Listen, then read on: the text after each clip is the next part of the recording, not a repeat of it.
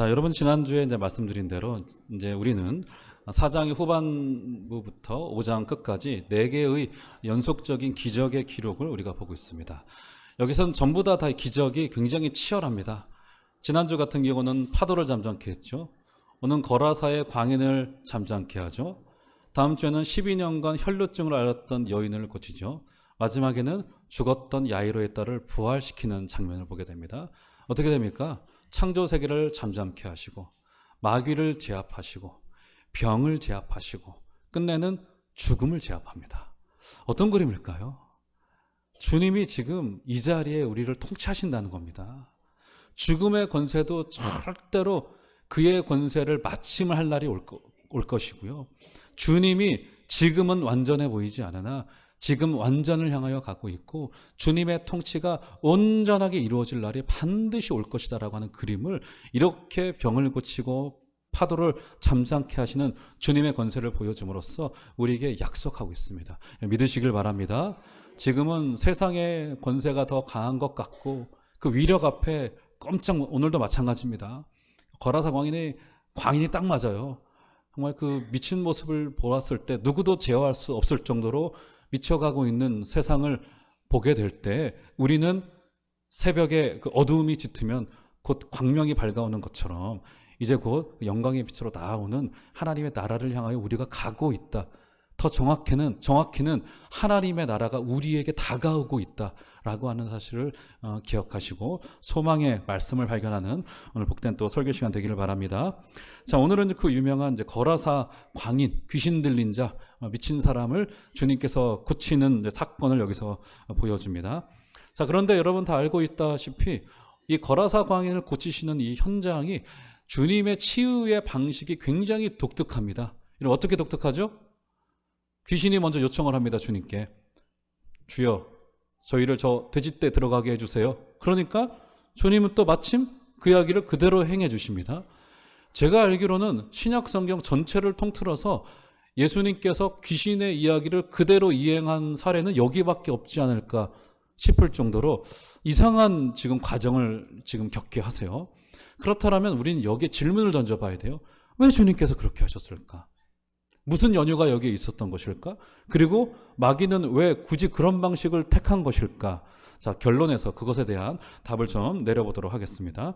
자, 오늘 본문이 어떻게 시작이 되어지냐면 4장 35절로 먼저 가보시면 이렇게 이야기를 하죠.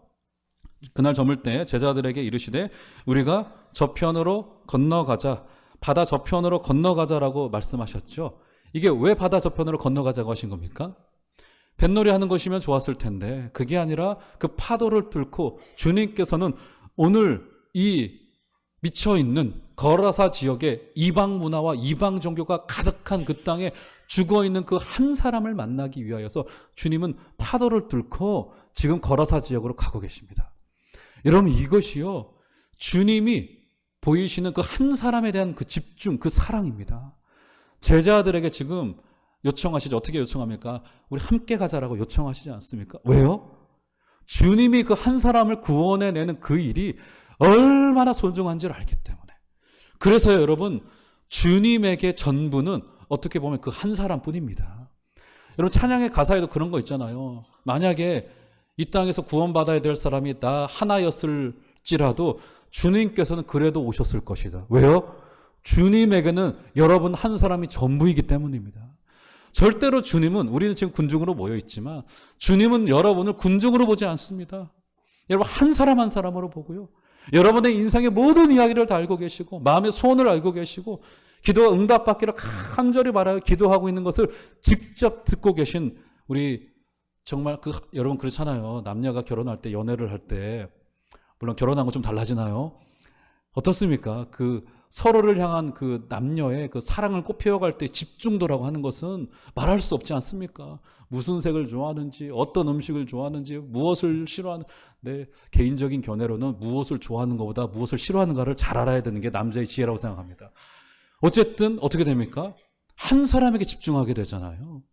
여러분, 사람이 사랑해도 그런데 우리 하나님이 우리를 사랑할 때 우리를 향한 그 집중이라고 하는 거는요, 그건 말할 수 없습니다. 절대로. 그래서 하나님의 사랑에서 실패하지 않는 것은 인간의 사랑은 실패를 합니다. 때로. 왜요? 사랑을 하더라도 사랑할 능력이 부족하기 때문에. 그런데 주님은 그러지 않아요. 우리를 사랑하시되 그 사랑의 약속이 온전히 이루어지기까지 주님은 그것을 다 이루실 만한 능력을 가지고 계신 분이시기 때문에 오늘 이번 한 주간도 그 사랑의 주님과 동행하시는 은혜가 있기를 주의 이름으로 축원드립니다. 근심이 찾아올 수는 있습니다. 그런데 그 근심의 내용을 전부 다 주님 앞에 다 맡겨드리시고 이번 한 주간도 주님과 손붙들고 가는 은혜가 있기를 주의 이름으로 축원드립니다. 얼마나 거라사 광인을 고치는 일이 영광스러운 일이었던지 간에 제자들을 불러다가 야 바다 저편으로 건너가자 하고 폭풍우도 뚫고 지금 가세요. 그러니까 주님께서는 이렇게 우리에게 이 좋은 일을 할 때 우리와 함께 가자고 하십니다. 여러분 주님께서도 우리의 인생에서 저도 이제 그런 주님의 음성을 외면치 않고 목회의 길로 들어선 건데요. 주님께서 이렇게 우리에게 손 내미실 때 주님의 사랑의 그 요청에 여러분 순종으로 응답해 드리시는 은혜가 있기를 주의 이름으로 축원드립니다. 그러면서 기억나시나요? 지난주에 제가 혹시 연말에 교회에서 같이 섬기자고 할 때 여러분 다 순종해 주세요 했더니 많이 아멘 안 하시더라고요. 다 이해합니다. 저는 어떻게 이해하냐면 속으로 다 아멘 하셨을 것이라고 다 이해를 합니다. 그렇죠? 자 그런데 이제 어디로 가냐면요. 자 20절로 가보시면 자 5장 20절 오늘 본문 전체가 5장 1절부터 20절까지인데요. 자 20절을 보시면 이렇게 말해요. 그가 가서 예수께서 자기에게 어떻게 큰일 행하셨는지를 데가볼리에 전파하니 모든 사람이 놀랍게 여겼다. 자 데가볼리 지역이라고 이야기를 합니다. 자 이 지역이 데가볼리 지역이었는데 데가볼리라고 하는 말의 뜻이 어떤 뜻이냐면 10개의 도시들이라고 하는 뜻을 가지고 있습니다. 그러니까 데가볼리는 10개의 도시로 구성된 지역이다라고 하는 것을 알 수 있습니다. 당시 로마는 식민지를 관리할 때 도시를 몇 개의 단위별로 주로 10개의 단위별로 묶어서 관리를 했습니다. 그러니까 데가볼리라고 하는 데가볼리 지역은 또 이스라엘 밖의 영토 이방 땅인 거예요. 그러니까 예수님께서는 지금 이스라엘 국경을 넘어서서 어떻게 보면 지금 선교하러 잠시 선교 여행을 다니시고 계신 겁니다. 그 10개의 도시 중에 하나가 오늘 이 거라사 지역이다라고 하는 것을 알 수 있습니다. 여러분 우리도 식민지를 거쳐왔고 지금도 이제 그 문제 때문에 좀 골치가 아픈데 여러분 식민지의 경우 어떻습니까?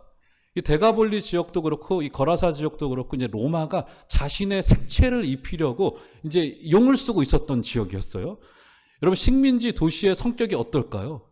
식민지 도시는 어느 나라 역사를 뒤져보면 어느 나라이든지 간에 기득권층과 비기득권층 사이에 이 거리가 굉장히 멀어요.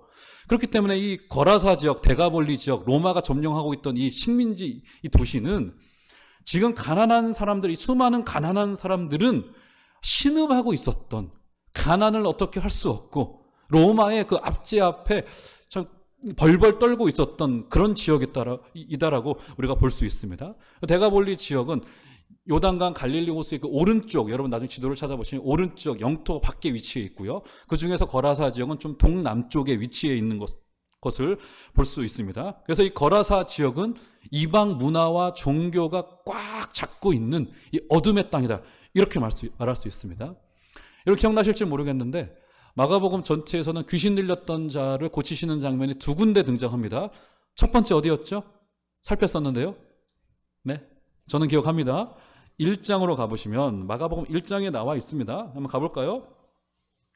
1장 23절 24절을 보시면 마가복음 1장 23절 24절 제가 한번 읽어드릴게요. 마침 그들의 회당에 더러운 귀신 들린 사람이 있어 소리 질러 이르되 24절 다 같이 시작. 나사렛 예수여 우리가 당신과 무슨 상관이 있나이까? 우리를 멸하러 왔나이까? 나는 당신이 누구인 줄 아노니 하나님의 거룩한 자니이다. 그래서 귀신 들린 자가 자신들을 뭐라고 부르죠? 나사렛 예수여? 누가요? 우리가. 그러니까 여기서 귀신도 단수형이 아니라 복수형으로 되어 있는 곳에서 귀신 한 마리가 아니라 여럿의 귀신이 들려있는 거구나. 유대 땅 회당 안에 있었던 귀신이 우리라라고 이야기를 합니다. 지금 신기하죠? 그렇죠? 우리가라고 이야기를 해요.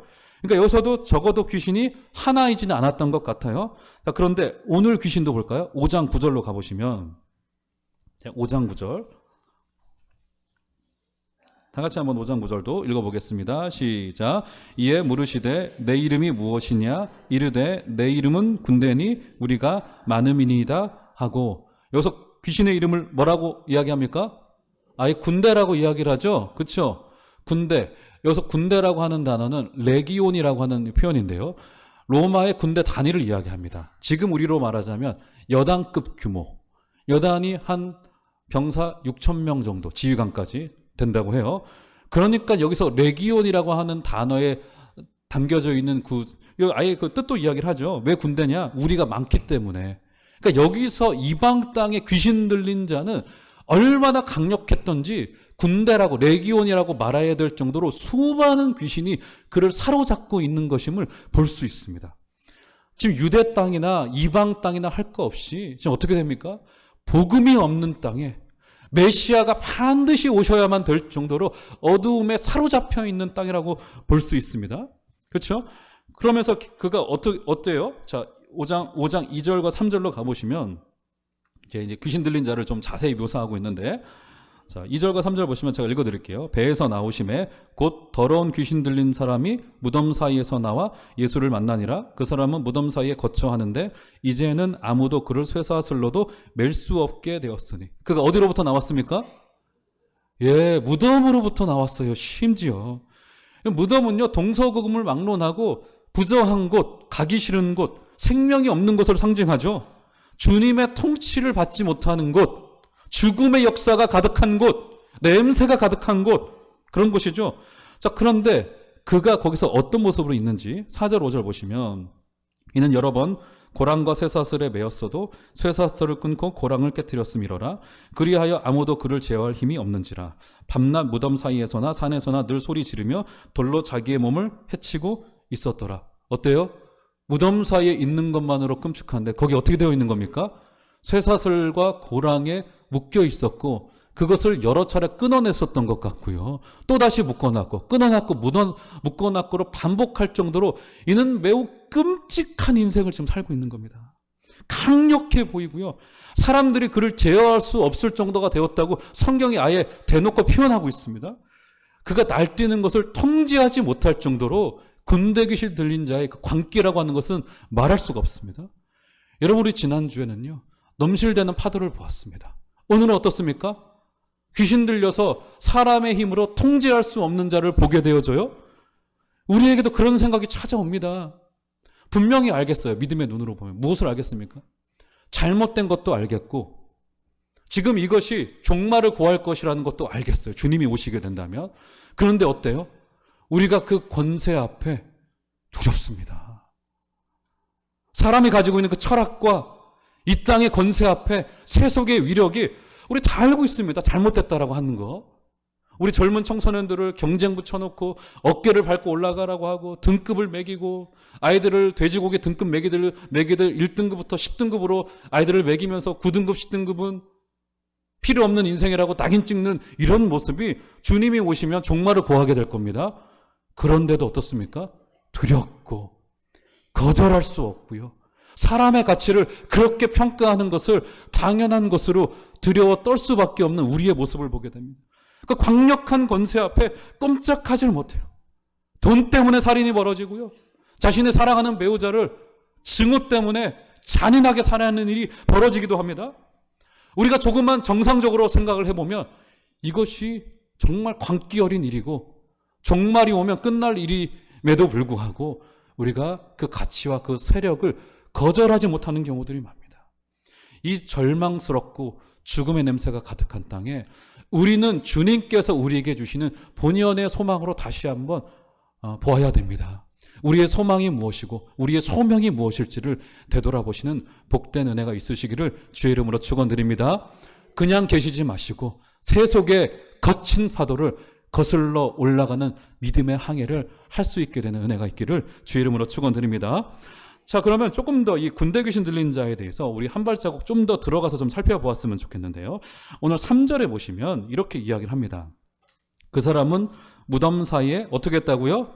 자, 거처했다라고 이야기합니다. 자, 이 말은 뭐냐면 주님께서 배를 타고 해변가에 내려서 배를 내려서 그를 우연찮게 무덤에서 만났다 이 의미가 아니라 3절에서 이 표현은 그가 아예 지내고 있는 곳이 무덤가였다라는 겁니다. 그의 집이 무덤이었습니다. 그 집이 무덤이었어요. 여러분, 당시의 매장 문화는요, 우리와는 조금 다릅니다. 우리는 이제 땅을 파고서 이제 매장을 하잖아요. 근데 지금은 이제 우리도 화장 문화가 많이 발달했는데, 그때 당시의 장례 문화는 자연 동굴에 시체를 넣는 것이 자연스러운 장례 문화였었어요. 그래서 사람의 키 이상 되는 동굴이 많았다고 합니다. 팔레스타인 지역에. 그런 동굴이었고요. 그가 그런 동굴에 아마 시체와 함께 거처하였던 것이 분명합니다. 자, 그런데 그가 그곳에 어떻게 되어져 있습니까? 3절에 보면 쇠사슬로도 맬 수 없게 되었으니, 4절 보면 이는 여러 번 고랑과 쇠사슬에 매었었다. 여러 번 매었었던 것을 알 수 있습니다. 그럼 어떻게 됐던 걸까요? 쇠사슬에 매었다가 끊어버리고 다시 사람들이 그를 묶어놓고 하기를 반복했던 것을 우리가 알 수 있습니다. 자, 그렇다라고 한다면 무덤에 그가 거처하게 된 것이 그의 자의에 의한 겁니까? 타의에 의한 겁니까? 사람들이 그를 거기에 묶어놨던 거라고요. 스스로 무덤에 간 게 아니라 공동체가 병든 그를 무덤에 보내 개처럼 묶어놓았던 겁니다. 이게 무슨 말이 됩니까? 이 사람의 광기 뒤에는 지역사회의 냉대와 무관심과 폭력에 가까운 뭐라 해야 될까? 배제와 소외가 이 영혼 가운데 있었다고요. 그러니까 지금 기껏해야 공동체가 이 병든 영혼에 대하여 내릴 수 있는 처방은 무엇이죠? 그를 격리 조치시켜 놓고 우리에게 해를 끼칠 줄 모르니 이를 좀 배제해 놓자. 그러니까 격리시켜서 해가 끼쳐지지 않도록 하는 것이 공동체에 있어서의 최우선 순위 정도였다라고 하는 것임을 성경이 지금 고발하고 있다고요. 결국 그는 어떻게 되죠? 더 심해져서 통제불능의 상태가 되어지고 어떤 사람도 제어하지 못하고 가족도 그를 버려놓고만 끔찍한 모습의 결과물이 지금 우리의 눈앞에 벌어지고 있는 겁니다. 여러분, 이처럼요, 한 사람이 질병에 걸리거나 범죄를 하게 되거나 이런 광기에 사로잡히는 것은 단순히 그 한 사람의 책임에 있지 않습니다. 어떻게 되는 겁니까? 공동체가 그 사람이 그렇게 되기까지 그를 방치하고 격리하고 폭력에 가까운 배제를 하게 하면서 맞는 결과가 광기 어린 사람이었다라고 하는 것을 예수님과 이 광기 어린 사람의 사건에서 발견할 수 있는 중요한 이 사실입니다. 무슨 말입니까? 한 사람이 타락하고 영적인 병에 시달리기까지는 오랜 세월에 걸친 공동체의 타락과 공동체의 폭력이 여기 존재한다는 겁니다. 여러분 기억나실지 모르겠어요. 몇 해 전에 어디였습니까? 강서구였나요? 거기에 장애인 학교를 짓는다고 난리가 났던 적이 한번 있더랬습니다. 기억나실 겁니다. 워낙 그 방송 장면이 충격적이었기 때문에 저도 좀 기억이 나고, 제가 어제 그 장면을 다시 한번 좀 찾아봤어요. 이제 학교를 폐교하게 됐습니다. 원래 학교였는데 학생 수가 줄다 보니까 지금 이제 워낙에 이제 아이들 인구가 줄지 않습니까? 폐교하게 되다 보니까 교육부에서 그 자리에 장애인 시설을 좀 진짜 장애인 학교를 진짜 이렇게 결정을 한 겁니다. 원래 학교 부지로 나온 것은 누구도 뭐라고 할 수 없고 교육부가 결정해서 추진을 하면 된다고 해요. 법령이. 그런데 마침 이제 그 자리에 병원을 짓자라고 하는 의견이 대두됐던 것 같아요. 그래서 교육부와 주위 이제 시민들 사이에 지역 활성화를 위해서 지역을 좀 발전시키자. 병원을 짓고 나면은 도시의 이미지도 좋아지고 하니까 한방병원을 짓자, 이런 이야기가 오고 갔던 것 같아요. 그래서 그것이 중단이 되고 맙니다. 추진이 되다가. 근데 거기에 반대 의견을 내는 사람들의 주장이 굉장히 강했을 뿐만이 아니라 그 주장의 내용이 모르겠습니다. 제가 보기에는 너무너무 충격적이었습니다. 너무. 그러니까 단순히 집값이 떨어진다는 것은 고전적인 의견이었어요. 그런 것보다도 일단 장애인 학교를 기피시설, 혐오시설로 규정하더라고요. 도저히 안 된다. 왜? 우리 아이들이 놀이터에서 놀다가 그 장애인들한테 해코지를 당하면 안 되니까. 무슨 말입니까? 장애인들을 잠재적인 범죄자로 아예 규정을 해놓고 이야기를 시작하더라고요. 제가 너무 뿔이 나가지고 어제 통계청을 한번 살펴봤습니다. 통계청 자료를 살펴봤더니 장애인과 비장애인의 범죄율이 있더라고요. 비장애인의 범죄율에 비해서 장애인의 범죄율은 지역에 따라 편차가 있습니다만 적으면 10분의 1, 많으면 15분의 1 정도로 적다고 그래요. 절대로 장애인들이 잠재적인 범죄자가 아닙니다. 오히려 범죄의 대상이 되죠. 그런데 이런 수치적인 근거를 그들에게 아무리 들이대고 대화를 하자고 해도 절대로 되지 않는다. 이렇게 주장만 하는 거예요. 나중에 어떻게 됐습니까, 여러분? 그 부모님들이 그분들 앞에서 무릎을 꿇었어요. 그러면서 우리 아이들 학교 좀 다닐 수 있게 해주세요. 저기 분당으로 오고 가는 시간이 4시간입니다. 장애인애들이. 얼마나 통탄스러운 일이에요. 저는 도대체 왜 이럴까 싶은 생각을 해봤습니다. 근데 아무리 생각해봐도 이성적으로 저도 판단이 되질 않고요. 그저 약한 자를 향한 배제와 폭력이라고 하는 죄의 습성이라고 밖에는 결론 내지 못하겠더라고요, 이게. 끝내 장애 자녀를 둔 부모들이 폭력과도 같은 그 언어를 시달리다가 무릎 꿇고 말았고요. 오늘 본문의 이 거라사의 광인도 마찬가지입니다. 자의로 그가 무덤 가운데 간 게 아니라 그를 무덤에 보내서 거기에 개처럼 묶어두고 너 보기 싫으니 우리 경제적인 이익에 방해가 되니 여기에 좀 묶여 있어 라고 그를 방치해 두다 보니 그는 그의 정신이 더욱더 끔찍해져서 광기 어린 자로 결론 내주고 마는 끔찍한 모습을 우리가 보게 됩니다. 그러니까요, 인간을 기능과 효율로만 보다가 나오는 결과이고요. 그렇기 때문에 한 사람이 병들고 광기에 사로잡힌 것은 그 사람 개인의 책임도 있겠으나 그 너머에 있는 사회적인 책임, 더 나아가 우리 하나님 나라라고 하는 교회의 책임도 자유로울 수 없다라고 하는 사실을 우리 모두 통감해야 됩니다. 우리 주님께서 폭풍우를 뚫고 이 한 사람을 만나기 위해 오셨듯이 우리 교회도 존재하는 이유가 그 약한 한 사람 때문이라고 하는 사실을 기억하시고 주님이 마음에 두는 그 사람에게 우리의 눈길도 돌려지고 우리의 발걸음도 돌려지고 우리의 교회의 정책의 방향도 결정되어지는 복된 은혜가 있기를 주의 이름으로 축원드립니다. 자, 이 처참한 현장 가운데 주님께서 이제 오십니다. 도착하여 오시죠? 자, 본문으로 가보시면 이렇게 말합니다. 자, 6절 보시면 이렇게 말해요. 그가 멀리서 예수를 보고 달려와 절하며. 자, 7절 다 같이 시작. 큰 소리로 부르짖어 이르되 지극히 높으신 하나님의 아들 예수여, 나와 당신이 무슨 상관이 있나이까? 원하건대 하나님 앞에 맹세하고 나를 괴롭히지 마옵소서 하니. 자, 여기서 보면 굉장히 괜찮은 고백을 하는 것 같아요. 지극히 높으신 하나님의 아들 예수여. 여러분, 이 표현은요, 정확히 로마 종교에서 제사장들이 로마의 신을 소환할 때 불렀던 그런 표현을 쓰고 있는 겁니다. 지극히 높으신 하나님의 아들 예수여는 진실된 고백이 아니에요. 그러니까 지금 이 광기 어린 사람이 얼마나 이방의 문화와 이 어둠의 문화에 찌들려 있는지를 알 수 있습니다. 이 땅도 다르지 않아요, 여러분. 좋은 말을 하는 것 같고요, 괜찮은 이야기를 하는 것 같지만 사실은 한꺼풀만 벗겨놓고 보면은 어떻습니까? 세속의 위력 앞에 묶여있는 것을 보게 됩니다. 오늘 그런데 주님이 어떻습니까? 주님이 이를 찾아오되 어디까지 오세요? 무덤의 그 한가운데까지 오십니다. 여러분, 이것이 주님의 은혜입니다. 여러분, 주님은요, 멀찍이서 결제하셔가지고 너 괜찮아질지어다 우편 보내가지고 택배 보내서 너 이제 괜찮아 이렇게 하지 않으시고요. 어떻게 하십니까? 죽음의 현장 그 자리로 오시고요. 심지어는 구원의 방식이 어떻습니까? 주님은 우리를 위해서 그 죄의 현장 가운데 오셨을 뿐만이 아니라 아예 우리처럼 되셔서 인간의 대표가 되셔서 우리를 구원해내신 분이십니다. 기대하시길 바랍니다. 여러분의 삶의 현장 가운데 오십니다. 어떤 분은 거절하실지도 모르겠어요. 주님이 너무 가까이 오시면 좀 부담되는데. 왜요? 내 삶도 바꿔야 되고. 여러분, 제가요, 말씀을 준비하다 보니까 어제 제가 경험했던 일이 한 가지 생각이 나더라고요.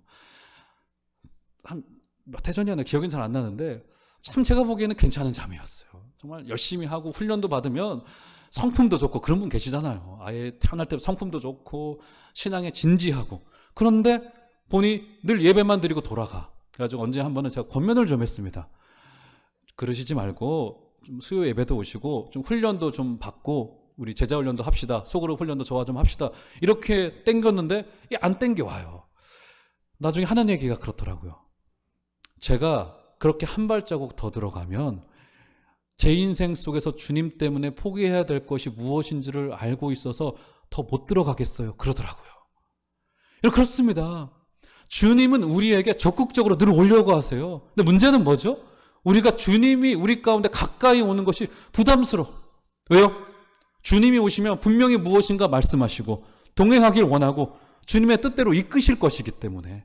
여러분, 그때 주님 앞에 여러분의 인생의 주권의 자리를 내어놓는 믿음의 결단이 있기를 주의 이름으로 축원드립니다. 이렇게 주님께서는 무덤 한가운데로 오셔서요. 저는 본문으로 가보시면 이제 마지막 결론으로 12절로 가보시면, 자 12절을 한번 보시겠어요? 제가 읽어드릴게요. 이에 간구하여 이르되 우리를 돼지에게로 보내어 들어가게 하소서 하니. 자, 이것은 귀신이 요구한 겁니다. 자, 그런데 자 13절을 보시면 다 같이 한번 한 소리로 읽겠습니다. 시작. 허락하신데 더러운 귀신들이 나와서 돼지에게로 들어가매 거의 2,000마리 되는 때가 바다를 향하여 비탈로 내리더라. 바다에서 몰사하거늘. 어떻게 된 겁니까 지금? 예, 바다로 수장되어지고 말죠. 신약 성경에서 바다는 늘 어둠의 세력이 나오는 곳입니다.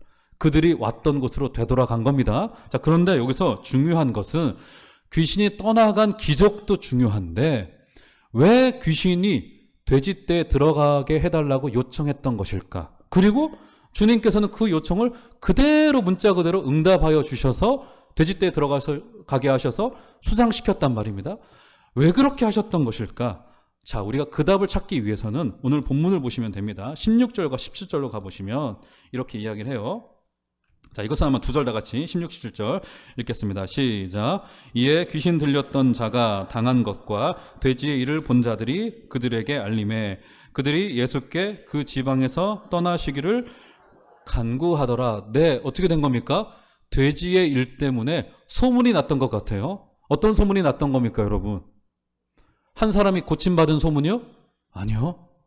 돼지의 일이 소문난 겁니다. 이것이 거라사 공동체의 문제였어요.